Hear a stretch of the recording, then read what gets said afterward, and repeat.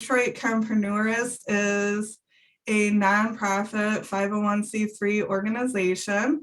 And our mission is to provide a safe and inclusive space for students of all backgrounds to explore STEAM experiences. So STEAM stands for science, technology, engineering, entrepreneurship, arts, and mathematics, all collaborating on personal care chemistry and entrepreneurship. And it's our vision to educate local youth in a holistic program to explore their passions while also diversifying and increasing the fields of STEAM. And our goal is to create opportunities for rural and urban residents for small businesses to boost the local economy. So how do we do this? How do we bring our mission and vision to life? Well, we do it through personal care chemistry and entrepreneurship. And oftentimes I hear, Cass, what is personal care chemistry? I have never heard of that. And well, in fact, you have. I can promise you that. Think about the cosmetic products that you use every day. So in our program, students have the opportunity to work on the conceptualization and development on some of those products that they're using every day. They'll have the opportunity to research and explore their product ideas. They're even going to utilize skills that they're learning in school, like the scientific method. So students will be making observations about experiments. They'll be asking questions. They'll be drawing conclusions from all of these different activities that we're doing. And this will overall help them start to develop and design either a product that we have established for them or a unique product that maybe isn't on the market yet. We also do this through entrepreneurship. The entrepreneurship side of the program takes what students are learning in personal care chemistry and applies them to entrepreneurship or how to start their own business. So the lessons explore, we start with exploring the skill sets of entrepreneurs, different structures, legal structures that they could endeavor in. And then we move into thinking critically about problems that exist in our own communities and how we would solve those problems. And then we can generate an idea. So either that could be a personal care chemistry product that they developed in Cass's class, or they could come up with their own unique idea. And what we do is we help them through that process to build some tools. So that could be their market research. We can help them prototype their products and ideas, generate a business model, and practice pitching to their ventures to stakeholders and investors. So some of the things that we have going on right now, we just want to share with you some upcoming events. Ongoing, we have a cell phone collection fundraiser.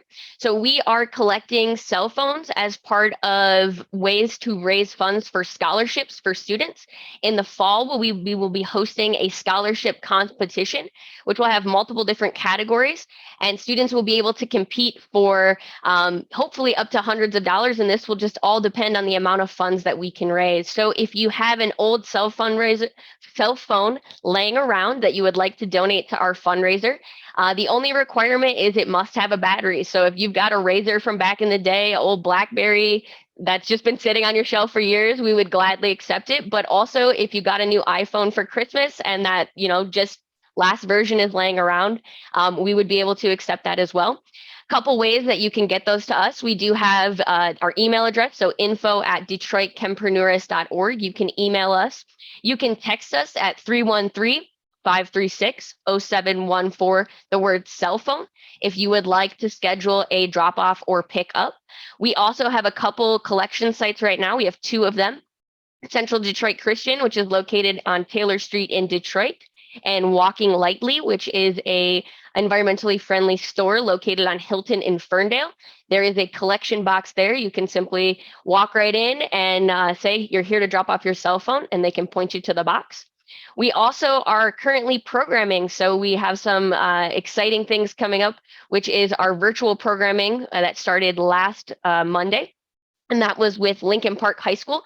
So on Wednesdays, we're beginning our hybrid program, our virtual hybrid program. And we will be doing 6 lessons of each subject. in that program, and that will be 8th through 12th grade. We are actively recruiting for that program. It is on Zoom and in person. We have 4 spots available. So if you know a high school student or an 8th grade will be a middle school, an 8th through 12th grader, if you know one that's interested in our program, we have a link in our link tree, which we'll drop in the chat, then they can sign up there. We also have second Saturdays. So this is going to be something going on this whole year.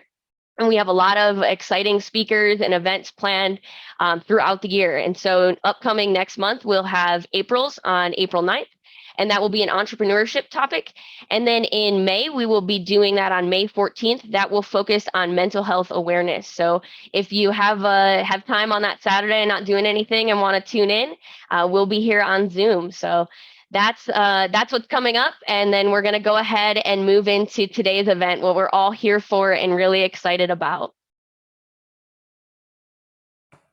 All right, so Detroit CHEMpreneurIST Today and Every Day celebrates women and minorities in STEAM. And so in honor of Women's History Month, we have brought together a diverse panel of women to lift their voices about their experiences in a historically male-dominated field. So we hope that this presentation today will inspire future generations of women in STEAM. So as we start off today, I'm going to share a little bit about our first presenter. And our first presenter is Casey Hutchins. She's an RN, BSN, and BHCM. Casey has been a registered nurse since 2014 after graduating cum laude from the University of Michigan Flint School of Nursing. She started her career at an academic OB/GYN clinic where she had the privilege of working with physicians serving women in under-resourced communities.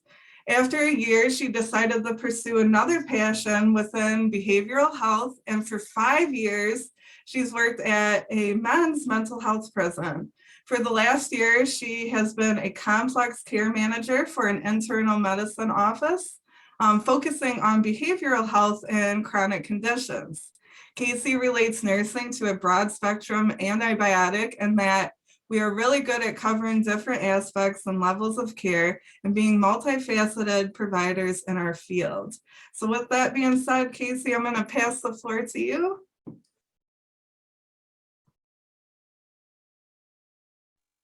Hi, how is everybody today? I'm glad to be here. Oh, thanks, Katie. I appreciate that. So yeah, like my introduction said, I'm currently working as a complex care manager. So that kind of covers reaching out to patients and providing additional education in regards to their diagnoses, reviewing their medications and making sure that they're getting everything that they need. I provide any like SDOH support, which means, if they need help getting transportation to their appointments, if they need help paying for their medications, we try and find them a program through the manufacturer.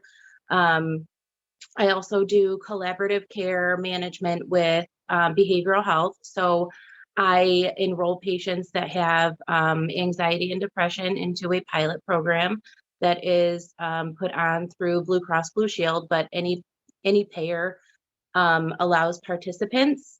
And what I do is we kind of work as a triad between myself, the primary care provider, and the consulting psychiatrist to support the patient in making sure that they have the treatment and the resources that they need. I help facilitate their appointments with mental health providers, like a therapist, so that they can get established with them. And it's just kind of fun to see my patients progress in their learning and hopefully improve their chronic conditions and their mental health.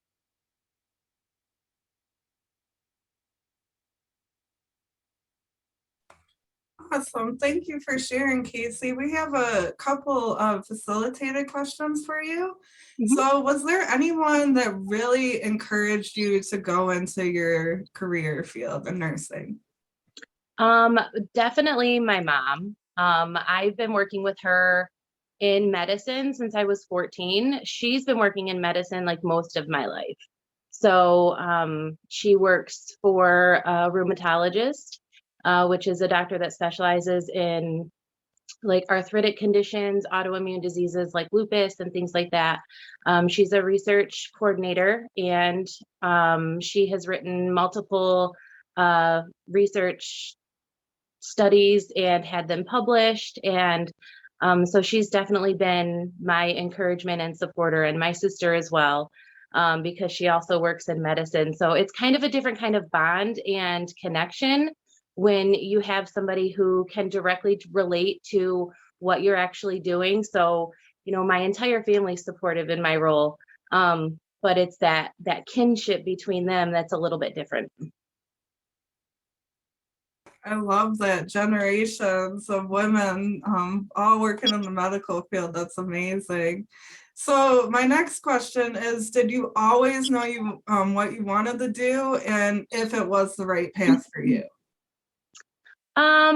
I think I always knew that I wanted to work in medicine, but I wasn't sure what. So at one point I said I wanted to be a pediatrician. At another point I thought, oh my gosh, I want to work with animals. I'm going to be a veterinarian, or you know, a marine biologist or something, because I loved water animals. And then you know, as I got older, I decided, you know, you kind of become more familiar with what you want in life and where you want to be. And I knew that I wanted to stay close to family. And so I decided ultimately on the path for nursing, and I'm still kind of finding my niche in that path. But I'm having fun and learning along the way. Yeah, I love that too, because I agree with Katie, your analogy of being an antibiotic and covering all these different parts of the field. I feel like it definitely relates to social work. That's my background Yeah. too. So thank you for sharing that. My next question is, have you had any struggles being a woman in STEAM? I think my biggest struggles came when I worked in the men's prison, and it wasn't from the inmates, surprisingly. More times than not, the inmates were more respectful because I treated them with respect. And, you know, I really enjoyed serving the underserved, and I still enjoy doing that. It more came from providers not hearing me, not taking, you know, my suggestions into account, not taking my feedback into account when it came to recommendations regarding treatment for a patient. Um, and there was one particular incident where we had a serious emergency, and I was on the emergency response team. And I had the doctor call out, I need a man to do CPR. And I thought, no, you don't. So I hopped right in, and we were doing CPR. And that kind of stemmed from, you know, there was a woman doing CPR, but this was a pretty big emergency. And so she was riding on the stretcher with the patient to get them to the ambulance. And she had been doing CPR for like 20 minutes. And if you've ever seen anybody do appropriate CPR, not your television show CPR, or if you've ever had to do CPR yourself, you know it's exhausting.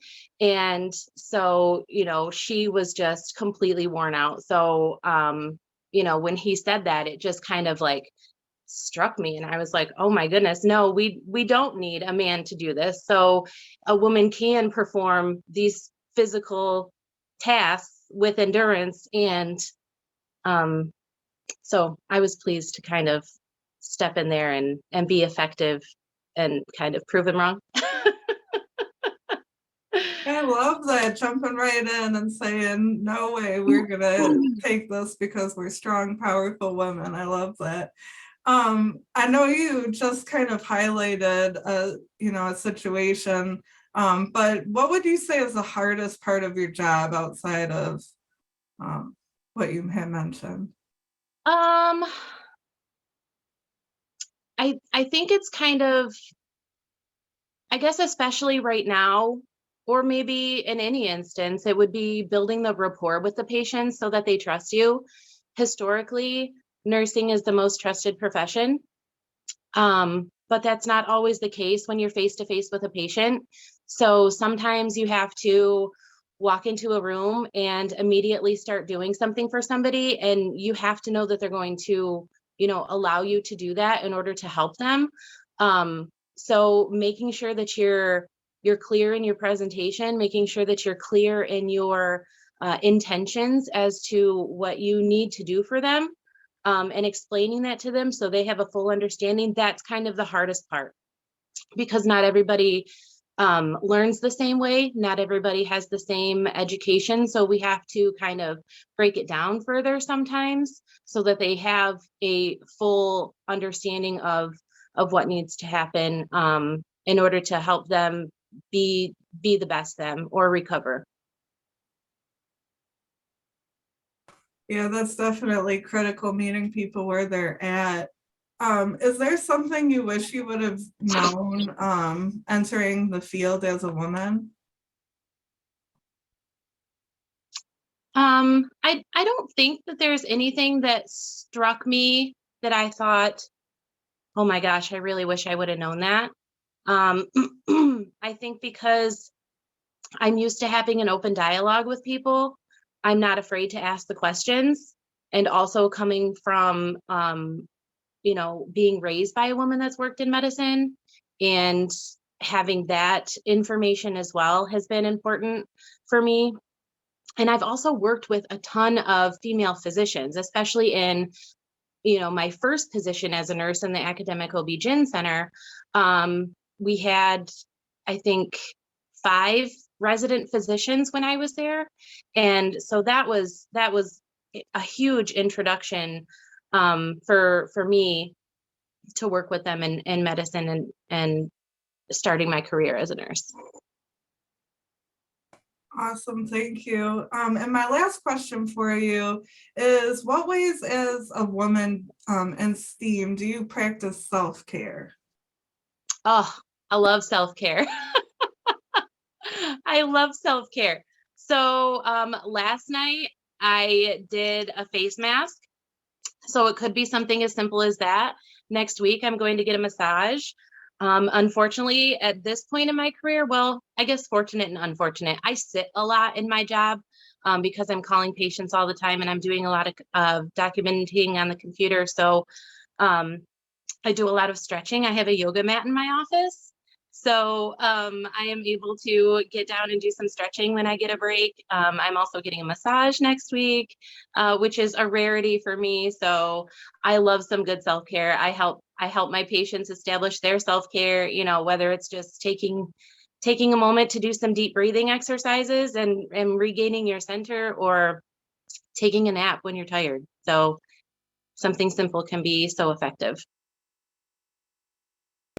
That's for sure. I want to get on your level now and schedule my own massage, and I definitely need to stretch more. So thank you so much, Casey, for sharing your experiences and story. I think it's very enlightening, and we really appreciate your time today. Thank you. I'm so happy to be here. I appreciate you guys having me on. Yes, for sure. So with that, now I'm going to pass it back to Cass to present our next presenter.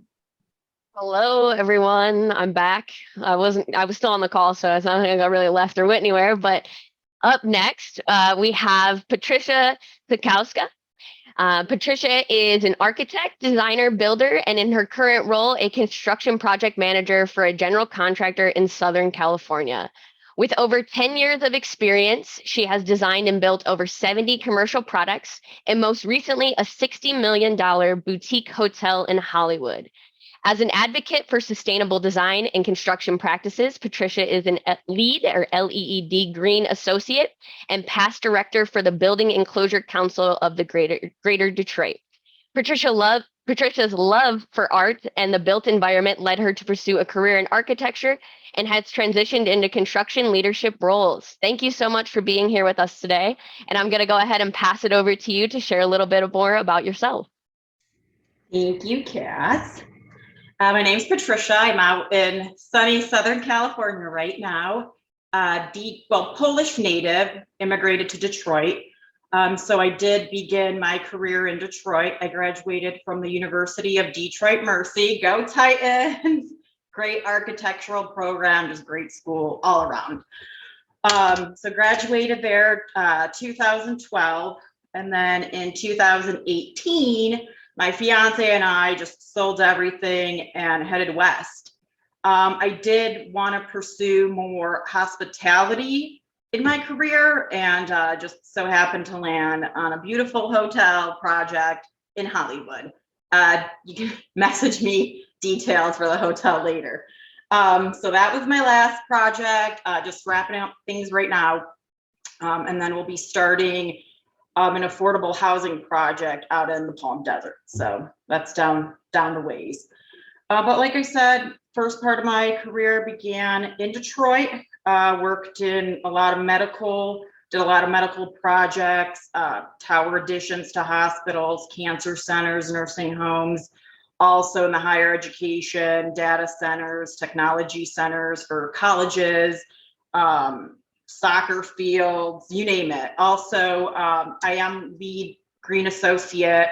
My last project in Michigan was, I think we were going for lead silver, but it ended up being a lead gold commercial office building. So I think that kind of wraps up my history. I am Polish, like I said, immigrated from Poland. And during my education at U of D, I was fortunate enough to spend a semester at the Warsaw University of Technology studying architecture and urban planning. Yes, I love it. Thank you so much for sharing a little bit more about yourself. And it's really cool because a lot of those projects you don't think about in architecture actually like being a part of that and facilitating that and really help designing and all the minor details that go into even a soccer field, right? And like you got to think about the attendees and the players and everything. So all right, we're going to go ahead and get into the facilitated questions portion. What inspired you to pursue this career in architecture? What pursued me to pursue architecture? Well, as a child, I was always drawing, always very creative. I would build houses for my Barbies out of shoe boxes, beds out of mac and cheese boxes, bar stools for the kitchen out of bottle caps and toothpicks. So I was always building. And then I was also fascinated of cities, my love for downtown Detroit. And like you said, I'm Polish, so as a child and a young adult, I would travel to Poland for the summers. And the architecture and just European cities, everything's built to last forever. So that was just something that was just so fascinating to me. My map drawing, though, didn't start until Harry Potter. First book, I would just started reading, I would just map out Hogwarts. So I think it all just kind of just stemmed. And then on top of my passion for creating and just love of building, I am an empath and a problem solver. So architecture and building allows you to be creative, solve problems, and help people all at the same time.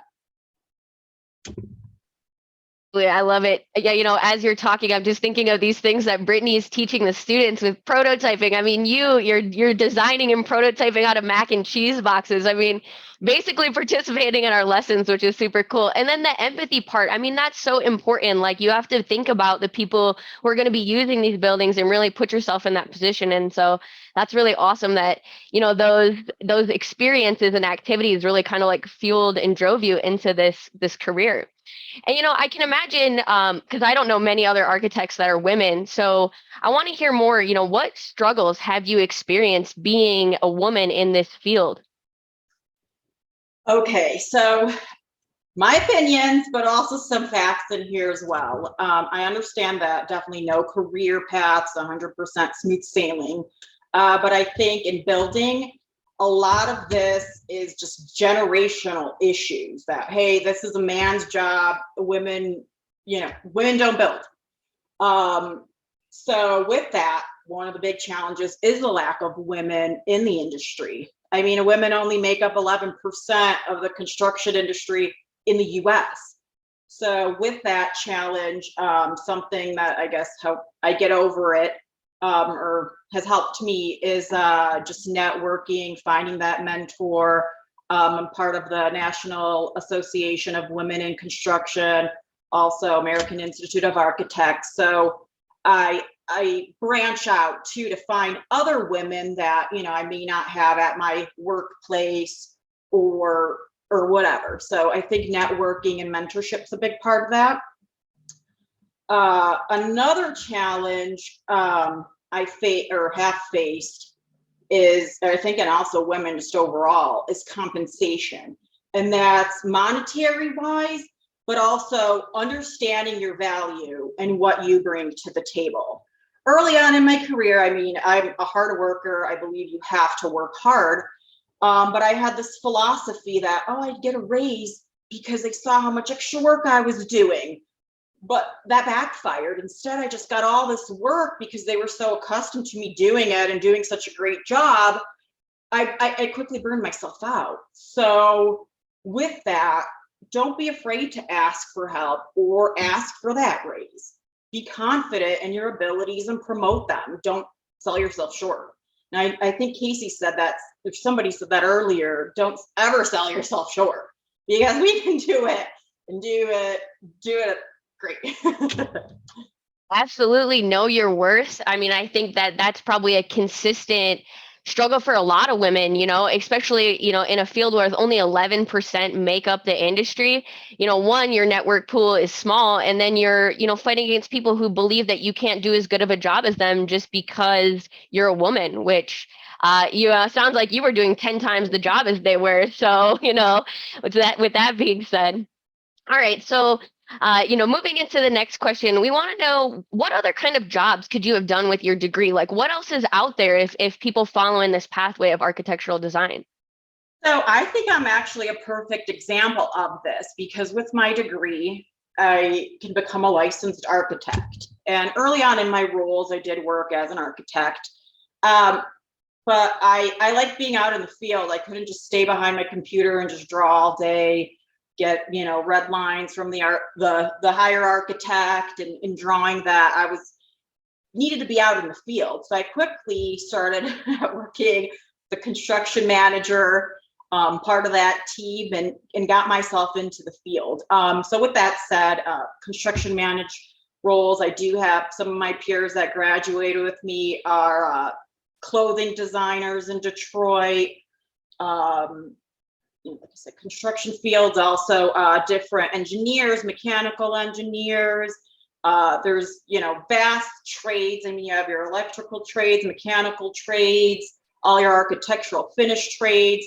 So I think really the sky's the limit. I mean, it's like, also graphic design, a lot of it's just a very big design. Like, it encompasses everything, I think.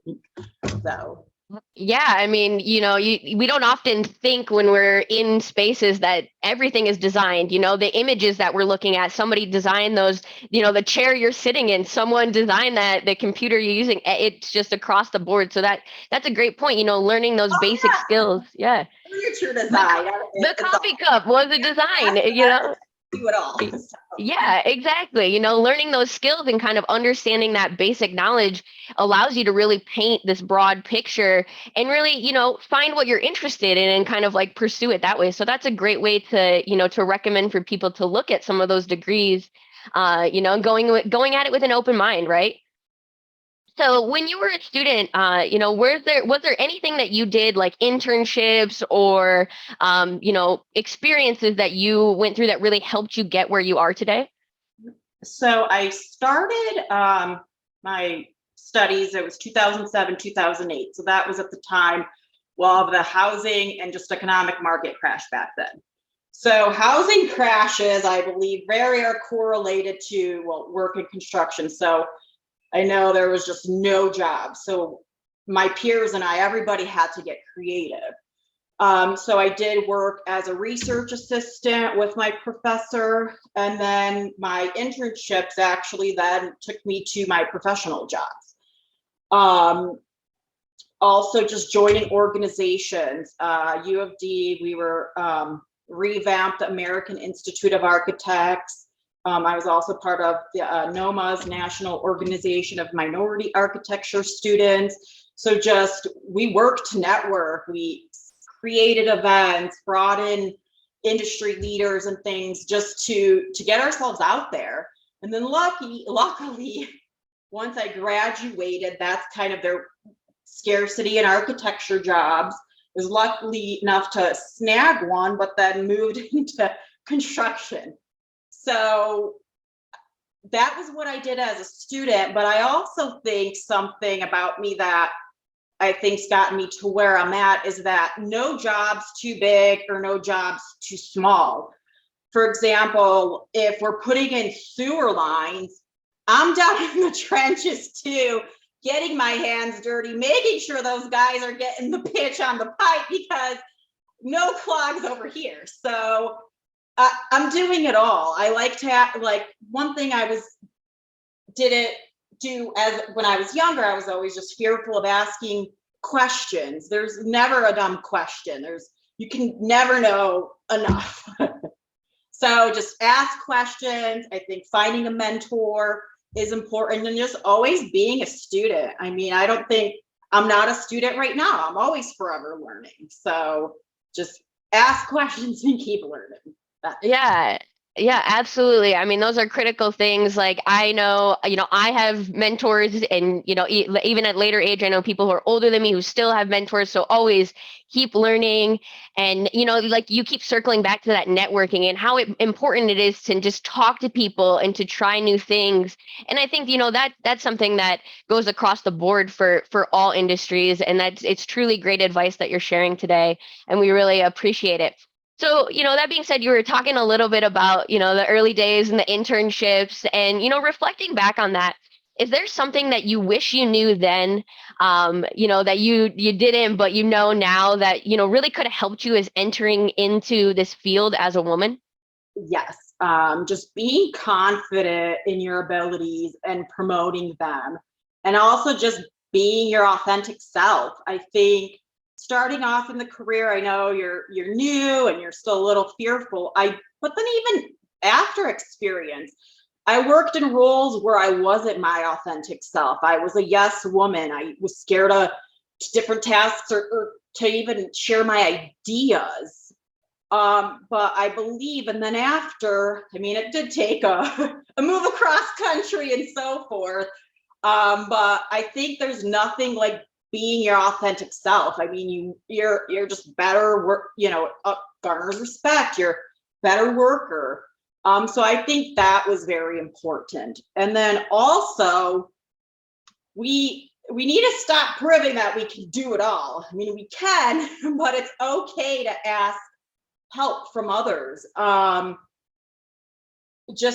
all don't have, we may have those skill sets, but somebody may do something better than you. It's okay to ask for that help because you'll burn yourself out. I know I would take on so much and I just was miserable, but now I've seen, the power of team, the power of sharing, and just, and asking for that help. I think that was something. And then the never stop learning, ask those dumb questions. Some of the best leaders are the best learners. And I think that's key. And that's something I wish I knew back then that I do now. So now I'm always asking questions. Can't get me to be quiet anymore. True words of wisdom. I mean, one, to just be your authentic self. I think that across the board, you always, we have this reservation of we're not good enough, or like you even said, like, burning yourself out. I need to do all this self to prove that I'm better. But in reality, just be your authentic self. And I think it's important, especially in what you've been expressing and what you've been through. All right. So now, we talked a little bit about the importance of not burning yourself out. I want to wrap up this question with what ways do you practice self-care as a woman in STEAM? Yeah, and this is very important and something I definitely wish I knew sooner because it did take a toll on my health previously. But something I do daily, it's a non-negotiable. I love walking, even just that half hour. I just love walks. Clear my head, that's a daily. Also, I love gardening, listening to audiobooks, whether it's about my profession or leadership. I'm big into that recently. And then industry events. I was very excited about this. I definitely missed industry events. So I'm glad things are picking up. And I mean, now there's new ways electronically. I mean, we're all connected from New York to Detroit to LA. So I think, that's really great. And then just to kind of wrap it up, I mean, issues definitely will arise in the workplace, but I think really it's how you move forward and then never taking anything to heart. You might have a bad day and then it's, take a nap, go to sleep. I think that really helps for me. And then just tackle it with a fresh mind the next day. I mean, yeah, there might have been an issue with a coworker, but we're professional here. It's how we move forward. And I think that's what's key is your next steps and how you move forward. Absolutely. Just take a deep breath and, keep moving on, and let those little things go I love it. I love the walking. We had someone who said 45 minutes of dance one time was how they let go. And I was like, I really need to start instituting some of these things that other people are doing because they're really great ideas and they just get you active and keep you fresh, like you were saying. So that's awesome. Thank you so much for sharing today all of your words of wisdom. I know I've been truly inspired, and I hope that our viewers have been as well through your story. So we really appreciate it. Thank you so much. With that being said, we're going to go ahead and move on to our next presenters. So up next, we have Nerea and Patricia Wells of You Private Label. Patricia Wells is the co-founder of You Private Label, a manufacturer in hair and skincare private label products. Her role at the company is project management, and she is also licensed as a family nurse practitioner. Patricia loves running and gardening in her spare time. Nerea Wells is the co-founder of You Private Label. She practiced cosmetology while in college. Nerea is passionate about helping minority entrepreneurs claim their lion's share the beauty industry. Thank you both so much for joining us today. And so we're going to kind of let you go as a panel. I think, Patricia, if you want to start and share a little bit more about yourself first, and then we'll get into Nerea's story, and then we will take some questions. Sound good? Thank you. Thank you, Cass. So as you mentioned, I am co-founder of a manufacturing company of skin and hair care products. However, I did not go that route initially.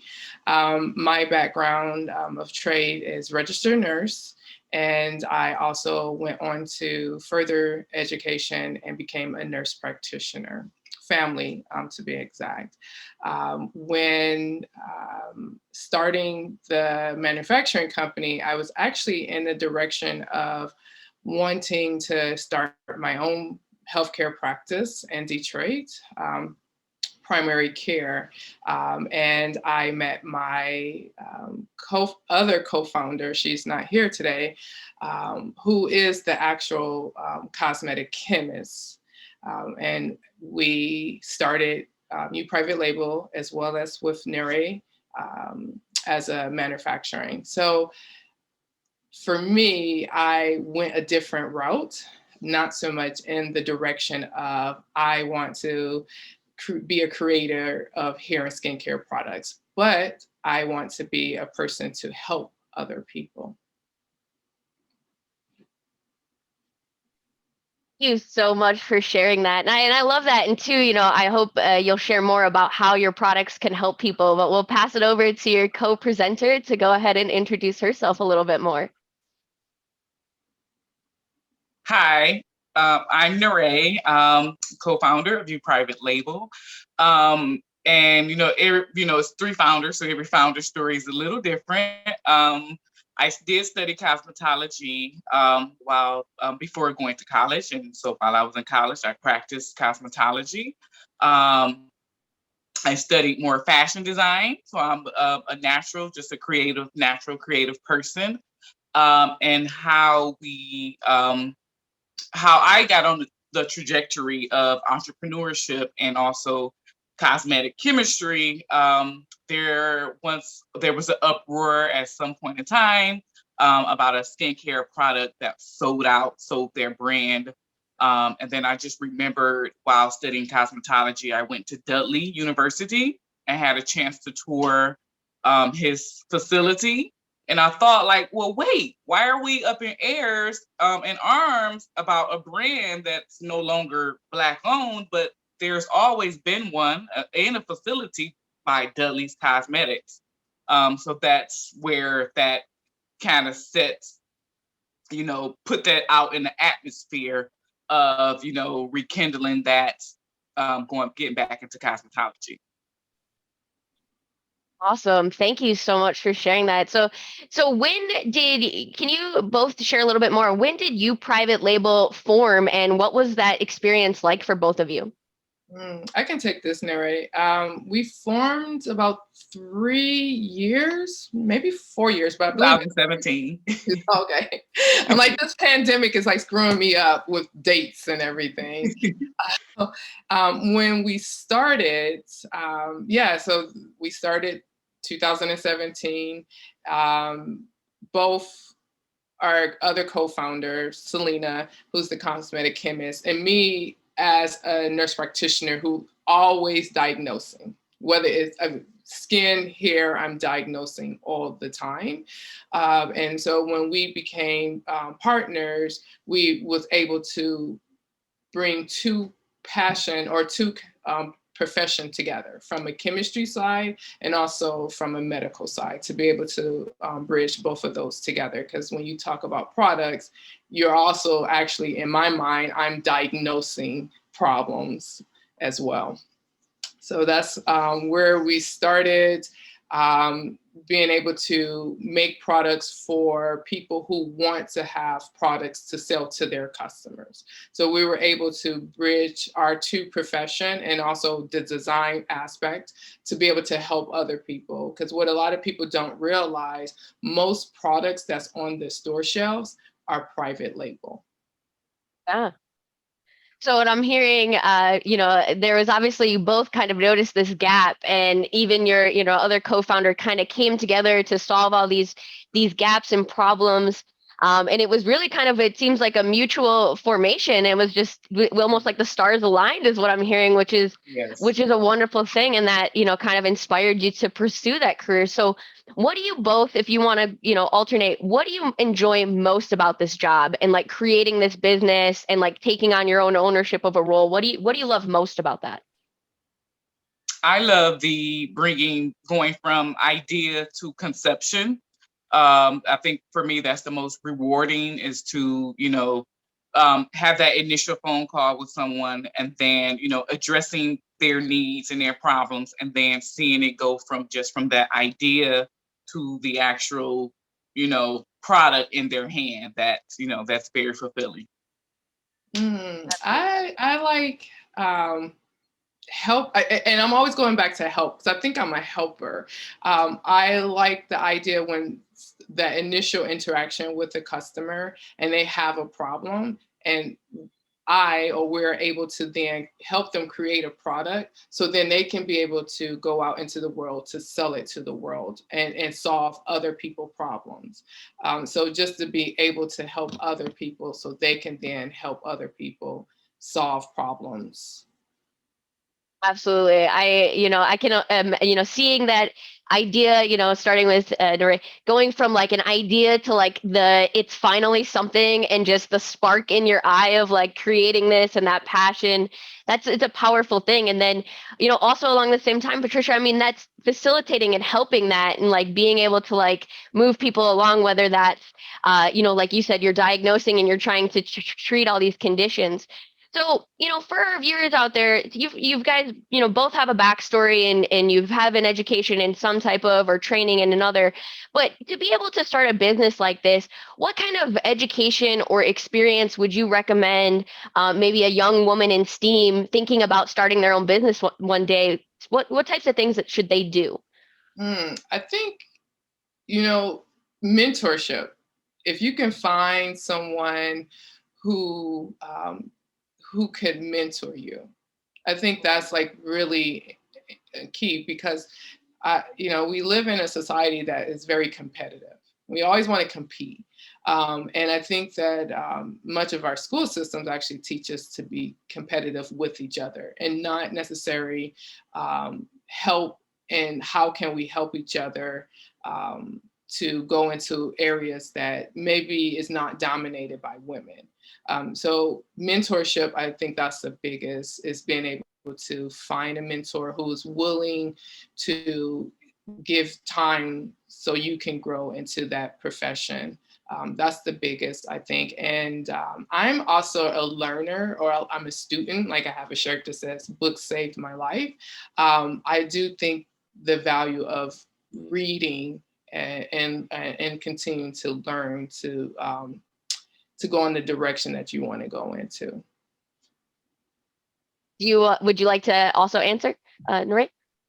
Yeah, I would just say, is for as far as education goes, in the STEM fields, and I think the other Patricia said it best, that that the sky is the limit, especially within STEM. So you could go in either one of those fields up under the STEM umbrella, and the sky's the limit. There's, the options are limitless, and I think that it's more about just believing that you can do it, and going after it, and having that faith that it can be done. So if you want to be an entrepreneur, just do it. Learn what you need to learn about the business, the field, and then just go for it. If you wanted to be in technology, the options are limitless in technology alone, and within science. Science. When I was a kid growing up, science was like boring to me. Had I known what I know today, that's probably a field that I might have gone into, to knowing the importance of being able to create something out of nothing and becoming that creator. I think that's, probably not like a regret, but I wish it was something that I had like in when I was, at your age, paid more attention to, been more involved in the science industries, because then, you could have become a cosmetic chemist, or, formulating for cereal, or, anything like that. So Absolutely. And I think, both of those points, one on the mentorship, I mean, how critical is that just to find someone who can guide you along, and whether they, aren't doing the same thing, but can maybe help you and just grow you as a person, to kind of be able to have that and latch on is so important. And then, also the exposure, right? So like you said, had you been exposed to some of these things, had those opportunities been out there, had someone said, hey, I own a business, I'm making my own private label products, come check out what I'm doing, right? Might have like took you on a totally different trajectory, and how important, those just even one-time experiences, like maybe had you made a body scrub when you were in 4th grade, like you might have been a cosmetic chemist, and not knowing those things. And so we truly appreciate you sharing the different ways that you can become a business owner, and that you don't need necessarily to have a formal education. You can immerse yourself in these subjects and you can learn these skill sets. And that's truly inspiring. I would like to know, as contract manufacturing organization owners in a private label business, do you come across a lot of other women-owned businesses in your field, or what does that industry look like with the other companies that maybe you're interacting with, or maybe when your customers come to you and they say, "Oh, I got a quote from this person." What does the other organizations in your industry look like? Old, old and established. They're like what we would say grandfather industries. They've been around for generations. Most of the as far as when it comes to cosmetic or personal care manufacturers. These companies, we're talking about like the L'Oreal's, Procter and Gamble. They've been around for generations. So they definitely don't look like us, and they don't reflect us. They've been around for a very long time. So yeah, that's what it looks like. It's just it's an older generation, older. Absolutely. And we do we have different customers, but I would say our biggest customers are women. And many women, they want to be able to secure more for themselves and their families. Sometimes we get customers who isn't, just say a flight attendant, and see the need of having even a nice moisturizer lotion with other flight attendants because they wash their hands, or a registered nurse who's washing their hands a lot. And so they see that need, and then they want to address that need. While they're addressing that need, that's when they start seeing, oh, I can make this a business. And not only can I make this a business, I can also secure the future of my family. And then not only can I secure the future of my family, now if I look at it from a business perspective, I can be able to create other jobs for other people. Because business, to me, in my opinion, is a form of humanitarian, because you're helping other people and their families. So you see a lot of women wanting more out of their role in another career, but also want to create products to many times their service background. Yeah. So what I'm hearing is just by creating this organization in yourself, you are creating so many other opportunities for other women in STEAM to have their own businesses. That includes entrepreneurship. That maybe includes, selling their own products, learning more about products, or inspiring them to get involved. And that in itself is an amazing thing that you've both been able to create with your other co-founder. And I commend you for that. And that is inspiring to all of us. And so, for the final question in this section today for both of you would be, what is something that you wish you knew entering into this field or this business as a woman? I'm gonna go first. Whether it's nurse practitioner or project manager, manufacturing, I will have to say business. We live in a world today where you can no longer think that you can be a worker. You have to understand the business aspect of things. Great advice. Absolutely. The critical, important understanding, how the operations work and everything like that. What about you, Nare? What the question was, what do I wish I knew coming into this business? I will probably just say more about, I wish I knew more about cosmetic formulations in general.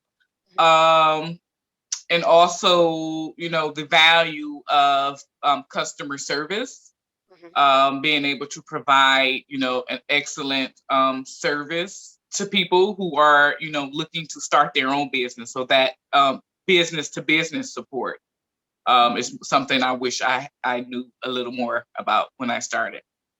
No, and great points. A lot of things you learn along the way, right? Like you don't know, just like you touched on earlier, until you can experience that, or until you deal with that really difficult customer, how you maybe could have handled it, a little bit better in hindsight. But I think that that's great advice to share with people, to kind of start to think about those things. When you're going to start a business, are you specialized in it? Do you want to learn a little bit more, read up on it? But also the customer satisfaction side of being a business owner, being a woman, having all of those people think that you might not know something because you're not, the most represented person in the field, and making sure that you can overcome and have that information. So I do really, really appreciate both of you sharing your story and about You Private Label. And if anyone's interested, as they've shared, if you have dry skin problems, they may have a product that would be wonderful for you. So feel free to check out You Private Label's website and we've included Patricia and Nere's contact information. Maybe someone here could start their own business today and sell some of your products, and that would be pretty wonderful. And thank you again, both of you, for sharing. So now we're going to go ahead and we're going to move on to, yes, thank you. Move on to our final presenter today. And then we will be opening up for questions. So if anyone had any questions that they were thinking about along the way, we will be opening the space after Bree. So I'm going to go ahead and pass it over to Brittany to go ahead and introduce Bree. Great. Thank you, Cass. So our last presenter for today is Bree Sinclair. Bree is a Black queer multidisciplinary artist from Ecorse, Michigan, a downriver industrial community south of Detroit. She began her art journey in her early school days, always sketching cartoons from her favorite TV shows. And Bree has been tattooing for a total of 5 years. And she continues to exercise her creative muscle by tattooing at Immortal Ink in Dearborn, Michigan. To describe Bree's style, she is heavily influenced by abstract lines and floral design. Bree also loves tattooing pieces reflecting self-love, discovery, and healing. So with that being said, I'm going to pass it to you now, Bree. Hi, I'm kind of shy. Happy Women's Month to everybody. Thank you so much for having me, Cass and Brittany. I'm very happy to be here today.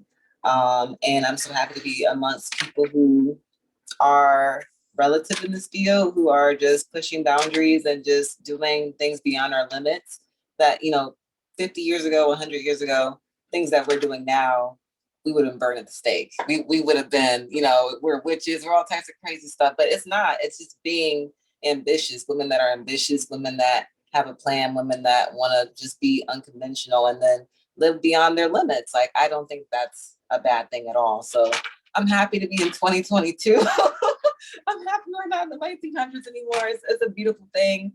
I'm so grateful that to be an artist, to be able to express myself creatively, and then be able to help people express themselves permanently, and then be able to walk around with my art, living billboards is what I call them. And, their journey in time, like tattoos are a space and time where you were feeling something or you want to commemorate something.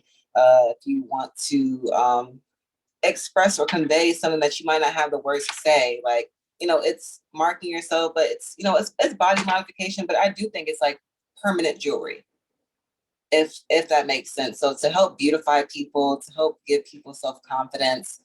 Before I was even tattooing, I was getting tattoos, and I come from a very traditional conservative background. I grew up very religious, and I'm still very spiritual now, but a lot of stuff back in the day when I was growing up, my mom did not like tattoos. It was it was frowned upon. And then, here we are now. Cass has met my mom before.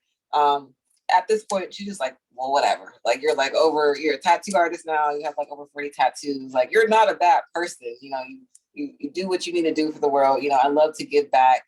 And that's one of my biggest things. I heard earlier in a presentation that, being a humanitarian is so big, being an entrepreneur, because we are gifted with the ability to create and to monetize just from our ideas, our thoughts, our hands. And it's a very small scale people who get to do that. So it is very important to get back to keep instilling in people, even me and Brittany, going to schools and teaching kids and letting them know it's where they're at. It's where the kids are at, because they live limitlessly. And as adults, people throw their fears on you and projections on you and oh, that's too big. That's too big of an idea. That's too big of a goal. That's too big of a business. It's not. Talking to kids, and I'll tell them I want to do, and they're like, oh yeah, go open 5 of them. Go open 5 tattoo shops in China. And they're just they're so bursts of energy, and they're just so I love that they don't have a glass ceiling. It's just whatever you want to do, if you have a plan and you're passionate about it, then do it. And that's how I've been living for the last 28 years. And I'm so happy that it's been sustainable. I've been able to travel the world. I've been able to give people, with these tattoos and with this art, because I paint as well, but being able to to meet these people and to build bridges and to have community and like just see people as humans and help them heal and then ultimately heal myself. This job is just, it gives so much. It takes a lot. I had an apprenticeship for about 3 years. For the last 2.5 years, I've been doing my own style of art, which is not what I haven't seen too many people do the style that I do. I love tattooing. Like I said before, I was getting tattooed. There's always like different styles, traditional, and then you have like American traditional. You have people who like shading color, and I do a lot. I've learned different styles, but I'm very comfortable with what I do now. And for a long time, I wasn't confident about it because people were telling me that it wasn't something that could be done, or it's not something that's popular, or it's not something that's seen often. And those are the things that are trailblazers because you don't see it. You see tons of things. You can go to 1,000 portrait artists, you can go to 1,000, but it's like the things that you can't, that are very far and few. Those are the things that I really just learned to hone and like I really appreciate about my art now because I was very insecure about it years ago. And it's people, like us who just believe in ourselves and that keep, pushing our ideas and what we believe for is that we're creating innovators for tomorrow. Being able to let people know like, hey, you shouldn't be insecure about, if you have something that you don't feel like sharing, that's okay. But, you should build on that. There, just giving people hope because that's what we need. Kindness is a currency. And I have tons of it. I might not be the richest person right now, in money, but even though I have, fine. But like, in kindness, I am like Oprah. In kindness, I am like Oprah. And I'm so grateful for it. And I'm so happy to be here. And hopefully in the next 5 to 10 years, I'm gonna continue to travel and open up my own shop. I just changed shops and I'm in Dearborn now, but I do tattoo around the country on these tours and working the conventions and then also working these shops, literally California, New York, Texas, like everywhere. So I did drop the link in our chats. And if you guys have any questions for me, please let me know. But I'm not really a talkative person, so thank you for having me. We so appreciate you being here, Bree. You were definitely right when you were saying you're like Oprah because you are always so talented and always ready. I'm always ready to give back to youth and the community, and I can attest for that firsthand. So we really appreciate you. I appreciate you. And sharing that, like it's not a glass ceiling, like the sky is the limit. And that's what we really try to instill at Detroit CHEMpreneurIST with our students is that whatever their passions are, we're going to help you get there. We may not have the knowledge in that background, but we probably know somebody that does. So, it's always moving forward. So I do have a couple of questions for you. The first one is, have you had any struggles being a woman in STEAM? What would you say is your most, like, the biggest struggle that you've experienced thus far? Well, I work in a industry where it is male dominated, and being a woman artist, being a lady tattooer, as I'd say, is it's rare, but it's not something that you don't see often. It's tangible. And what I will say that have been like roadblocks for me was that people took, what I looked like as like my capabilities or the lack thereof. So, me being a pretty woman or, a Black woman or, presenting as whatever, being at these conventions. And these are, you're around world-renowned artists when you're going to these conventions, thousands of people and everyone's tattooing and things are like that. And I'm walking around and then a lot of times people will just come up to me because I'm heavily tattooed. You can't see it, because we're here, but people come up to me like, oh, you're a tattoo model. Like, oh, come and get tattooed by me. Like I've gotten a lot of good perks or whatever at these conventions, but they never thought that, like, are you a tattooer here? Like, what do you do? What are you doing? Like, are you, people always think I'm a customer or they think that I'm just a model. And I'm like, and a lot of guys, they're just like, yeah, come get tattooed by me or let me give you this. And it's like, no, you should come get tattooed by me. Like, I'm actually right around the way. Like, come down to my station because that's where I'm at. And a lot of times it's just like, oh, well, you're dainty or, you can't work as hard. And like I heard in the earlier presentation, like I, day and night, just painlessly, till my hands bled, I was tattooing, drawing, like trying to prove a point. And ultimately, I was trying to prove a point to other people and not myself. And I wasn't being my most authentic self because I was trying to prove a point to men, trying to prove a point to white men, white people, because I am in an industry that is predominantly white people. And I love, all people. And then I have a lot of good people who are my allies, but it's tough in an industry that is not really highlighting Black artists, Black women artists. Like, we don't even exist. And then sometimes, let's be real, they don't even like tattooing Black people because they feel like it's a scale of, oh, the Black skin's not good, the tattoo won't heal correctly, different things don't heal correctly on different skin types, which is all true. But that doesn't mean that area doesn't need representation or that community doesn't need love. Like, everyone deserves to be taken care of. So what I'm here to do is to, show up for women, Black women, Black queer women, just any type of woman that wants to be an artist, to be a trailblazer, to be a powerhouse like I am. It's possible. You have to do the work. Mentorships are great. I definitely had one. And then ultimately just listening to yourself. I listened to the world so much that, it was just 1,000 voices and it wasn't my own. So I was like, I just felt like I was a yes woman, just answering all these different people. But once I really started to tune into myself, that's when I really started to feel fulfilled. Yeah, I think that's a powerful point that you made. And I know earlier in the presentation that it was made about being your authentic self because, as you stated, as a woman, and especially a woman of color, we're trying to, and you're trying to make your way at the table. And so you're creating the space for that to be possible and say, look, we can do the same thing, if not better. So watch us make it happen. Yes. So I think that's incredible. What would you say you enjoy most about your job? I meet all types of people that, growing up in middle school or like in high school, I was one of those people who blended in with everyone. Like, I was like a chameleon, and not in the sense that I changed myself, but I could just blend in with, I loved people. I didn't care what your skin was or what your religion was or how rich you, like, it was like, if you're a good person, like, you're good with me. So being in this field where it's so flexible, I've worked with state representatives, I've worked with councilmen. I had a dean come to me yesterday, and she was like, and it was crazy because it's Women's Month. I was like, I told her, I was like, wow, you're a Black woman and you're a dean. And I was like, it made my heart jump. I was like, that's something that you would never really see, like a dean in education at a college, and a predominantly college that was like, it was a sustainable college. And she's like, yeah, I was like, I'm the first African American dean at this college.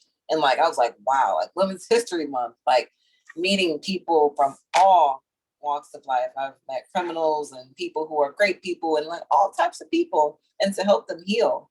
Because I came to my tattooer, as a person that was probably like broken in spirit or just not feeling my best authentic self. And then having people come to me in all different states of life, whether it be like a congratulatory moment, a happy moment, trying to commemorate someone, in between stages, like wherever you're at, meeting me there. Like, it's a very intimate space, it's a vulnerable space, and people giving me that space and ultimately trusting me with their bodies to instill something permanent, forever. Like, that's gonna outlast everything that you have. That's gonna follow you everywhere you go. So to have that space to create something and then like pretty much help them like recreate themselves, like to really like create something new, because we've been given these bodies, but to really claim ownership of these bodies and to celebrate it.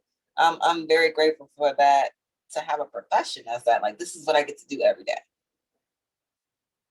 Yeah, that's amazing. I love, how you're walking them along that process and just the opportunity to meet different people. And I resonate with what you said about, sometimes you might not feel your authentic self, but then you might meet somebody, just on a typical day and could totally turn your whole perception around. And, even spaces like this and spaces, where you're tattooing different people like the dean, you're creating that opportunity. So I think that's amazing. What would you say is the hardest part of your job? Oh, the wear and tear on my body. Like being hunched over.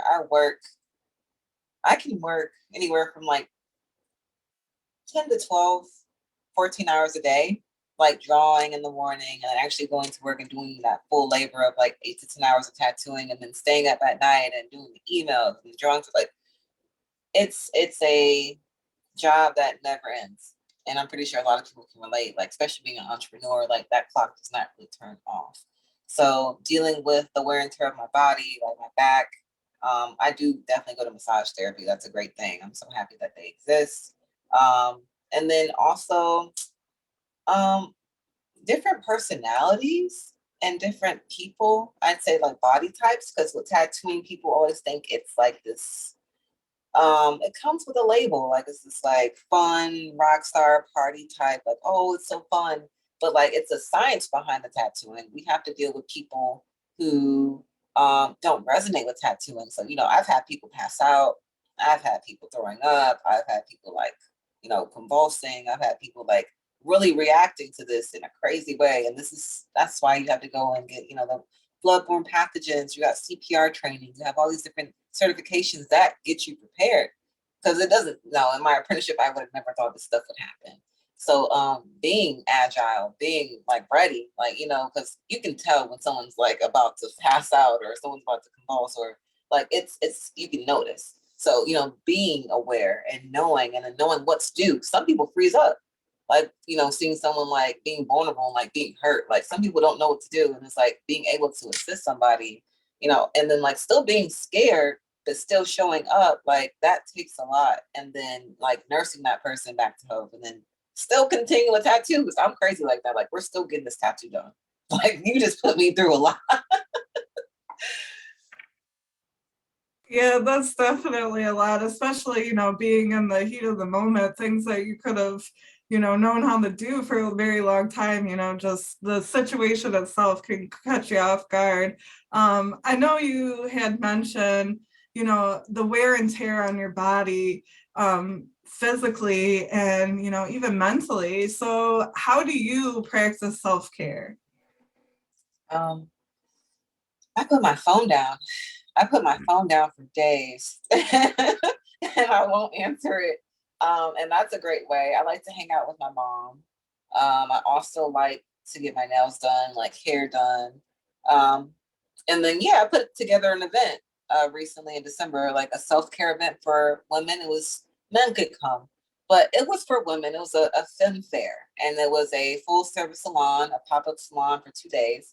And it serviced like nails, it had waxing services, makeup services, tattooing, hair services on call, massage therapy, facials. We had merchandise, like, and this is because I wasn't taking care of myself, because I was always servicing other people day by day, and then like my body was just like, "What are you doing?" Like I was running on fumes. So I put together that event, and it was a beautiful event, but I did that in the midst of just being neglectful to myself and knowing that, you know, and I'm a stepmom now. I've been taking care of kids now. And I've been taking care of kids, right? Like we've been doing that anyway, but to actually like, you know, being a mom's a full job. And I was like, whoa, like this is crazy. Like it doesn't turn off. So in that heat of like, wow, I don't feel in control of myself, I found a way to not only to help myself, but to heal community as well and bring other people to the table. Because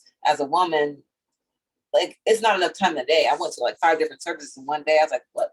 Where can I have a place where we can get all this done in one building to where I don't have to feel like I'm running ragged to go take care of myself? And that's how I created the Fem Fair. And it was magical. I love seeing people shiny. They like it was just like a glowing because like people felt good. And I love making people feel good. I love feeling good.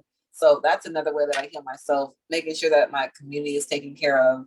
But you know, like I said, turn my phone off and long walks are great. I love charcuterie boards. I love bowling. I love art, you know, just and then being my authentic self and putting the art down.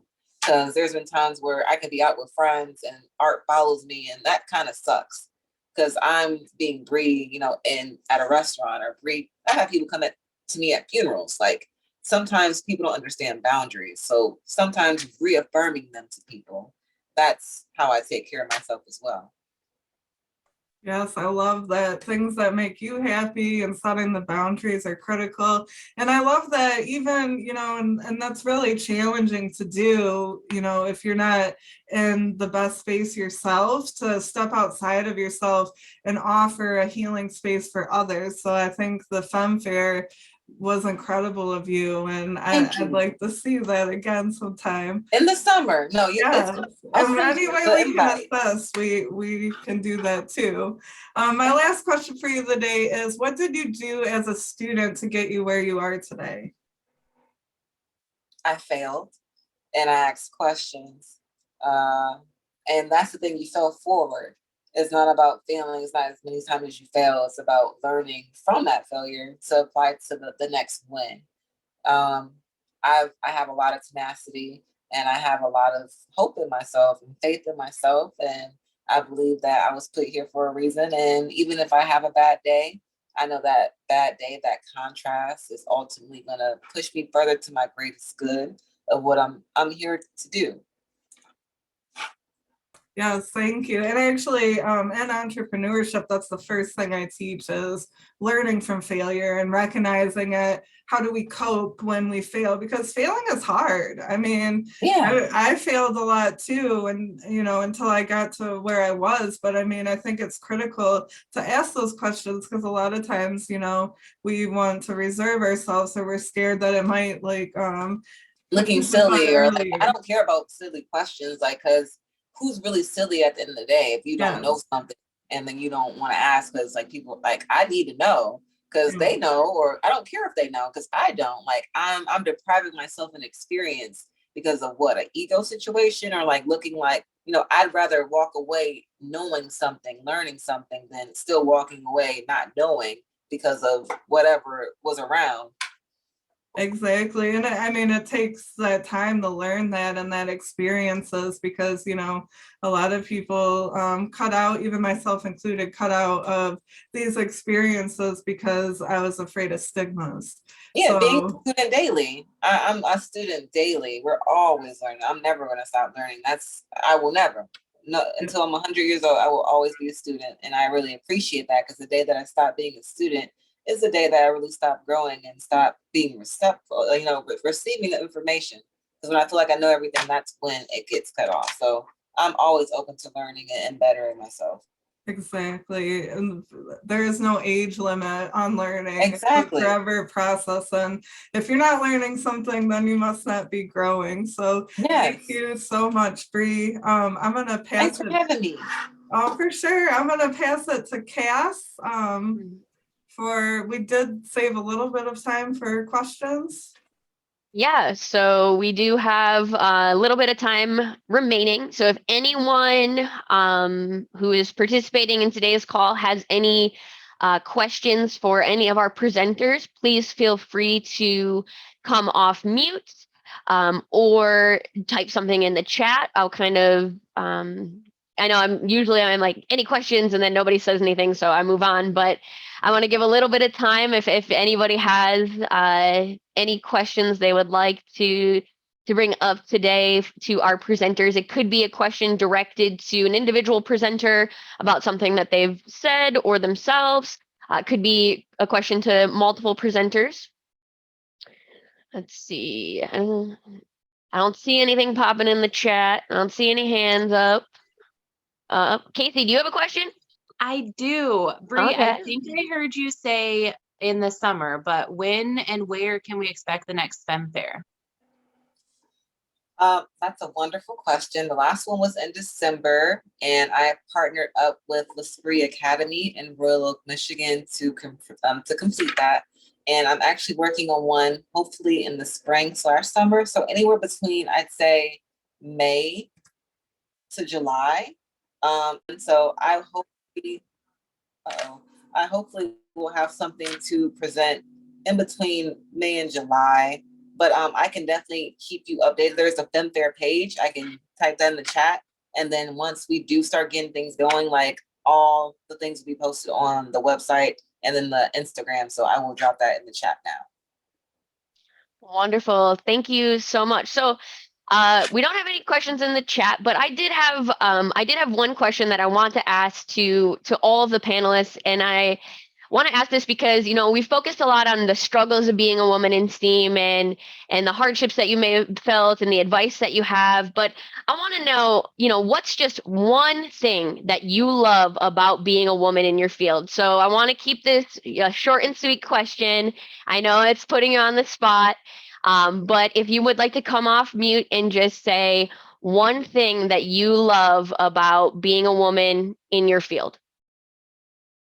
So I got to call on people. Oh, I just love being a woman in this field and helping other women bring their ideas to life. thank you. Who's next? I actually love being able to have representation.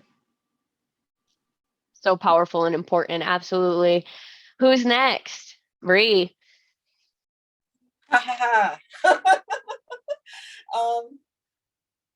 Good question. Being a woman, I love it. I love being gentle. I also love being aggressive, having that ambition. It's different. It's a different energy coming from a woman that knows what she wants out of life, what she's going to get, and what she's going to serve, and being able to have that nurturing spirit, but also having that ability to be very intentional. I think that's a gift, and that's a power, and that we can use that to our ability to reach higher ascension. Yeah, absolutely. All right, two of you left. I'll go next. Okay. I'll shadow what Bree said. I think that was very important, but also I think it's just the fruits of our labor, seeing that idea that was just once on paper or just in your head actually really happen. And then my favorite part of the projects are always when like all the framing's up and then all of a sudden, you can close up walls and then the walls are up. It's just seeing that physical, your fruits of your labor, I guess I would say. I love it. And finally, Casey. I just love being a woman in my field because I can nurture people. It's just in me to be a caregiver, and I love doing it. It doesn't matter who you are, what's going on in your life. I want to try and help you be the better form of you. So I love to nurture people and provide for them. Great. Thank you all so much for sharing that. I wanted to end on a little bit of a positive note, for this Saturday as we continue on with our days. So really quickly before we end, we're going to kind of share with you a little bit more information on how you could help with the organization. So currently I shared with you about our upcoming program, but we're still seeking more program sites. So if you know of any schools or organizations who may be interested in participating in our workshops, or if you know of any students, please send them our way. We do have that email, info@DetroitChempreneurIST.org. Other ways that you can help are we have some surveys available on our link tree, which we've dropped in the chat and we'll drop again in the chat right now. Go take a survey as a community member, or if you're a parent maybe, and you would like to participate in our market research surveys, we would really appreciate that. It just helps us improve our organization. Please connect us with other organizations that might be interested in partnering. If you're part of an organization that might want to partner for an event, we would love to hear from you. And then, Brittany, you want to go ahead and take over? Yeah, so other ways to help is connecting us with resources to fund our efforts. So if you know any private investors that would be interested in our mission and vision, or even helping us, as Cass said, to connect with organizations that would partner with us to get our revenue stream running, and then spreading the word. So a lot of people on the call already like to share our posts and really get our programming out there and events that we have going up, or just information in general. So spreading the word helps us get further along. And then visiting our link tree. So Cass had dropped the link tree in the chat earlier. So our link tree is our hub for everything. It has our events, social media, those market research surveys we were talking about, and our website. So visit that for sure and share that whenever possible. And then lastly, we have been intentional about providing resources around entrepreneurship resources or personal care chemistry or even STEAM resources.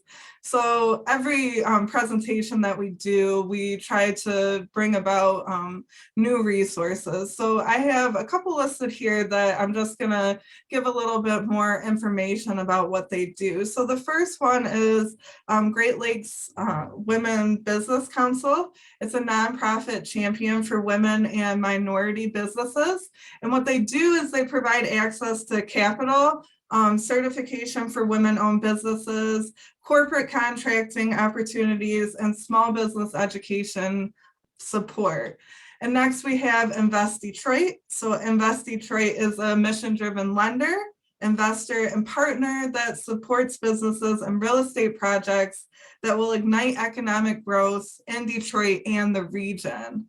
Next, we have Michigan Small Business Development Center, which provides consulting, business education, and market research to help small businesses launch, grow, transition, and innovate. Then we have Tech Town in Detroit, which is an entrepreneurship hub in Detroit, and they are a nonprofit business service organization that provides programs, education and resources for early to growth state small businesses and tech entrepreneurs. And lastly, we have the Michigan Women Forward. So MWF is a certified community development financial institution whose mission is to expand economic opportunity for women and entrepreneurs of color and to empower the next generation and celebrate and honor the accomplishments of Michigan women. So check those resources out. We're starting to build these resources, so they should be available soon on our website as well. And lastly, we just wanted to thank you again for spending the afternoon with us. It's 1:32 and we're really want to be considerate to your time. So we appreciate you, and hopefully this information that you shared today can inspire a future generation of women in STEAM. Yes, thank you to our wonderful presenters today. Thank you for our guests who joined us live, and we will look forward to speaking with all of you soon in the future. Goodbye, every day, everyone. Enjoy your Saturday. Thank you. Thank you. Happy Women's Month. Happy Women's Month. Bye. Thank Second you. Saturday. Bye, everyone. Bye.